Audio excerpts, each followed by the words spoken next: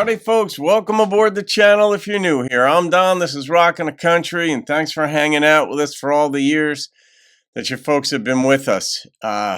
It's a blast resurrecting traditional country music, and that includes anything non-pop, really. It could be folk, Cajun, Western, bluegrass, red dirt, even Southern rock. It just cannot be pop. And but it has to.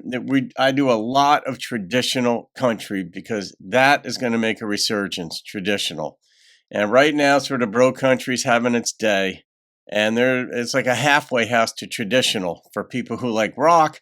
They go to Nashville country, and then into traditional. That's what we want here. And I've got a gift request from Brady Walton. So Brady, thank you for this gift and this request. Willi Carlisle's Higher Lonesome.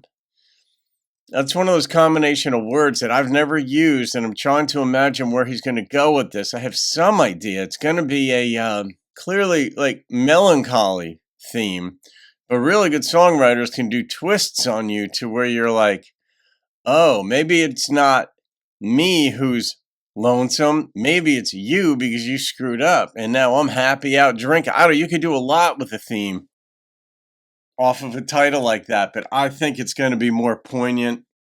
I had done a Willi Carlisle song before. I had also done an artist by the name of Bill Carlisle, and his last name is spelled the same as Willi, and Bill is a nickname for William. I don't know if they're related or not, but I did Tulsa's Last Magician a while back.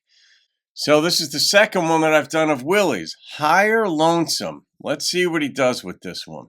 Praise the Lord, pass the ammunition, I'm called by a higher lonesome.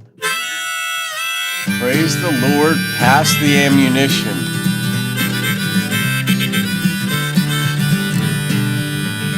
That's like God's guns and Moses. I've been turned around in Tidewater and all alone in Pueblo. I've been driving with a death wish down the mountains on my phone. Half the places I've been might be laced with psilocybin. I've been dreaming of a country I saw at the rodeo. Packed a bowl and eat Bojangles. Oh, Tennessee's so cold. Charlottesville by sundown's a nightmare to behold. There's an old-time dame with a twisty name. I couldn't read it if she wrote it. She's got a black powder revolver, wants to see if it's still loaded. But I've been called by a higher lonesome than low as low can be. You can write it on my tombstone, outlaw life looks pretty wholesome. When you pay the price in foolishness it takes to get you free.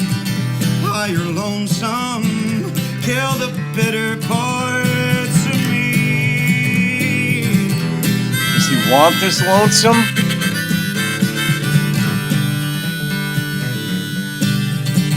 Codependent, slaw, and Eleanor, and they all know how I felt for you. I felt it in my guts before 2 steps in Philadelphia. And with every coin the joiners get, they're farther from the pain of it. With all the hurting that we did, it's a shame no coin will pay for it.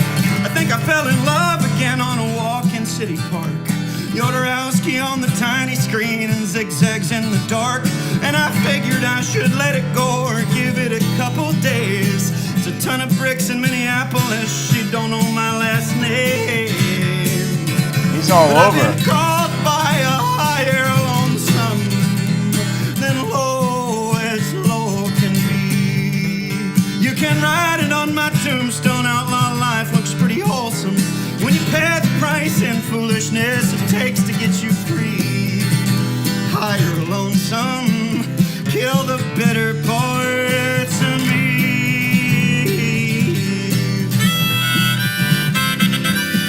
What's he gonna do with this though, motivationally? I saw the... Because pain is a great motivator.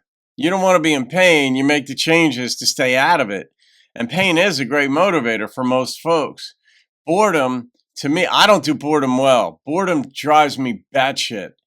And on occasion, I like to just power down. And I can control my mind and keep things off it. Like I used to have an extraordinarily busy mind. It would be even going in the night. And then I learned to control it. and now it doesn't control me, so to speak. I know it sounds sort of like not just a dichotomy, but the human brain or that is a complex subject, and it's a philosophical subject. Is the mind separate from the brain? What is the mind? Why do we speak of a mind and not just the brain?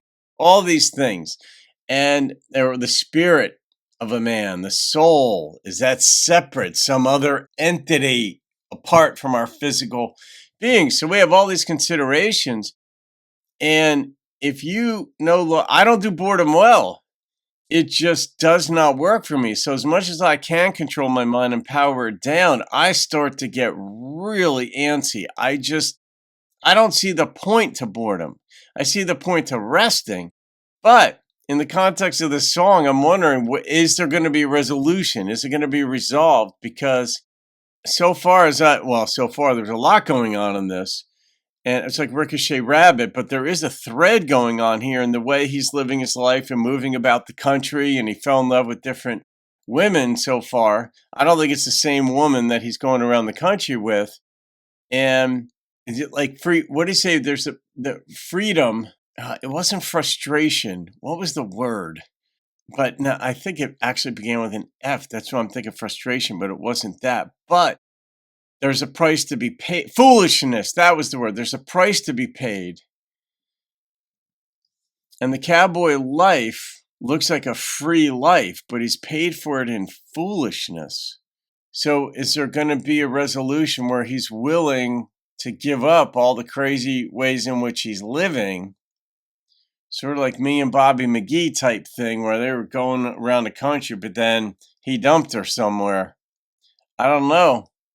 Darkness coming at me in a Jeff City motel.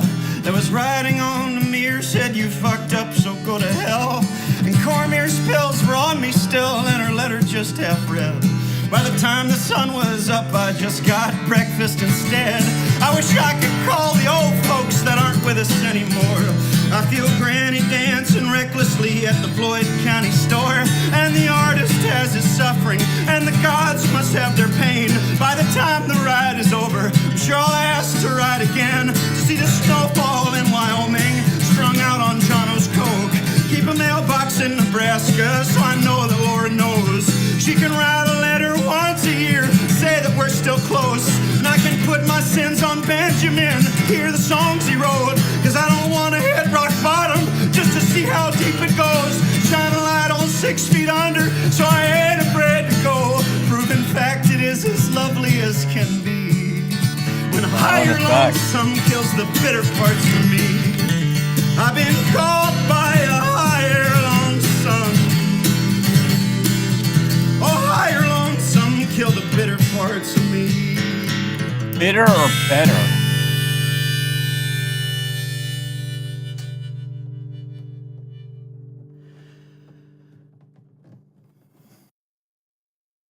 Wow. I remember the last one that I did of his, and I remember that setting. I remember at the end of it, I think he kind of looked up and he sort of chuckled and said something. And this one had a greater intensity than the prior one. I mean, he embodied this one.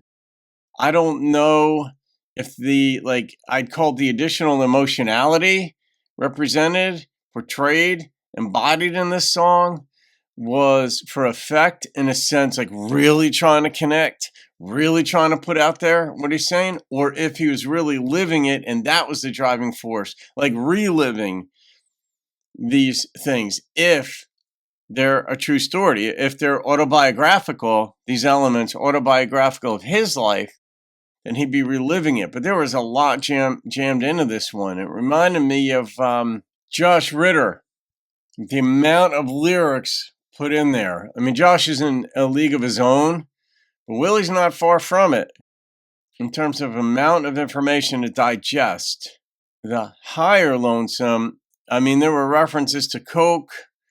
He started out early with psilocybin, mushrooms. I'm sure LSD, all this other stuff was involved in it, but psilocybin, coke.